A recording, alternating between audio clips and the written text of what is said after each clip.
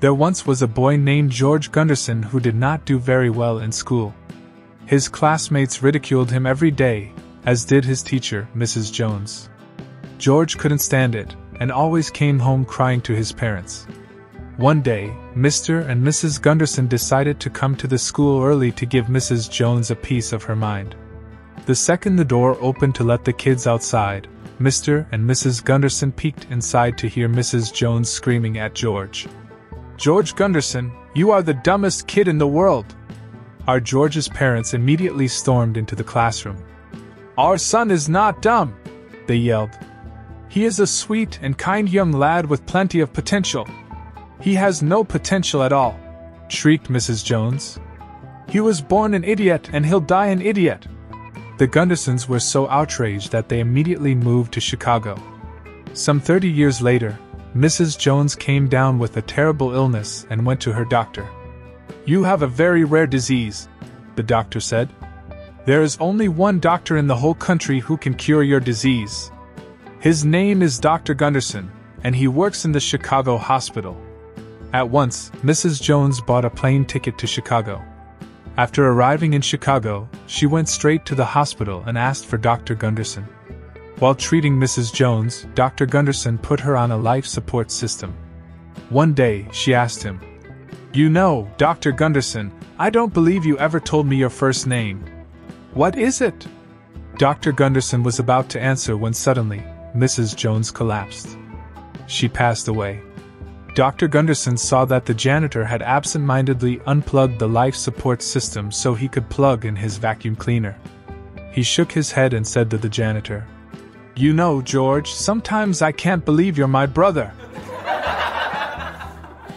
Cinderella wants to go to the ball, but her wicked stepmother won't let her. As Cinderella sits crying in the garden, her fairy godmother appears and promises to provide Cinderella with everything she needs to go to the ball, but only on 2 conditions. "First, you must wear a diaphragm." Cinderella agrees. "What's the second condition?" "You must be home by 2 a.m. Any later and your diaphragm will turn into a pumpkin." Cinderella agrees to be home by 2 a.m. The appointed hour comes and goes and Cinderella doesn't show up. Finally, at 5 a.m., Cinderella shows up, looking love-struck and very satisfied.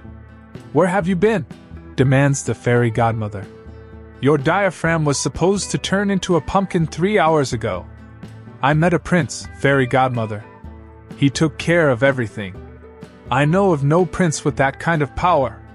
Tell me his name." "I can't remember exactly. Peter something or other." A man is walking through the park when he spots an elderly man crying his eyes out on a park bench. Feeling empathic, he sits down beside the man and tries to initiate conversation. "Troubles with the wife?" he asks gently. "Wife? No, not at all. I have an amazing wife at home. She's a beautiful person. We've been married for 50 years. She's an amazing cook too." "Oh, trouble with your kids?" "My kids? No, not at all. I've got a litter of handsome and successful kids at home, and they all married great people that I approve of." "Really? Well, money trouble then." "Money? No, I got all the money I could possibly want at home in my safe. I inherited millions from my father.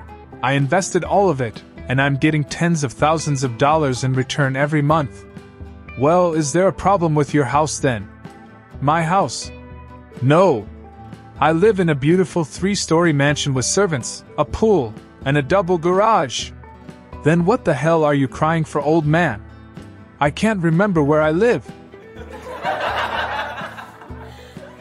There was a 2nd grade student who was crying. His teacher approached him and asked, "Teacher, why are crying, kid?" Student, "Why, I lost my $5. His teacher felt sorry for him and gave him $5 from his wallet. Then the student happily walked away. On his way, the student's friends saw the money and asked where he found it. Student, "Oh, it was our teacher who stole it." Old Hungarian buys a new bicycle and brings it home to the village. Shiny chrome, lots of gears, everyone likes it. The next day his son wants to borrow the bike as he wants to visit his love in the neighboring village. The dad agrees but makes the son promise that he will take great care of the bike. Even gives him a tube of Vaseline, and tells the son if it rains cover the bike with it to prevent rust. Son goes to visit his love and in-laws, and they start to have lunch. 4 courses. The father-in-law says, "Son, here the custom is however speaks first after lunch, and does the dishes." After the lunch, the son sees the huge pile of dishes. Everyone is silent. They are silent for a long time. After a while, the son grabs his love and makes love to her right on the sofa in front of the in-laws. The father-in-law could kill with his eyes but says nothing. After a bit more time passes, the son also grabs the mother-in-law and does the same thing to her. The father-in-law is wicked angry but says nothing. At this point, the son notices it starts to rain and takes out the tube of Vaseline. The father-in-law shouts, "Put that fucking Vaseline away. I will do the dishes." A teacher told her young class to ask their parents for a family story with a moral at the end of it, and to return the next day to tell their stories. In the classroom the next day, Joe gave his example first.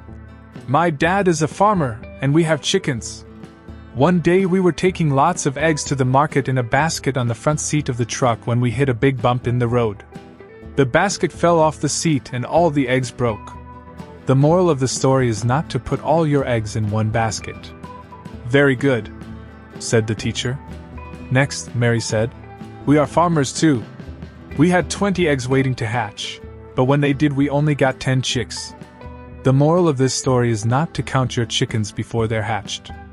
"Very good," said the teacher again, very pleased with the response so far. Next, it was Barney's turn to tell his story. "My dad told me this story about my Aunt Karen. Aunt Karen was a flight engineer in the war and her plane got hit. She had to bail out over enemy territory and all she had was a bottle of whiskey, a machine gun, and a machete." "Go on," said the teacher, intrigued.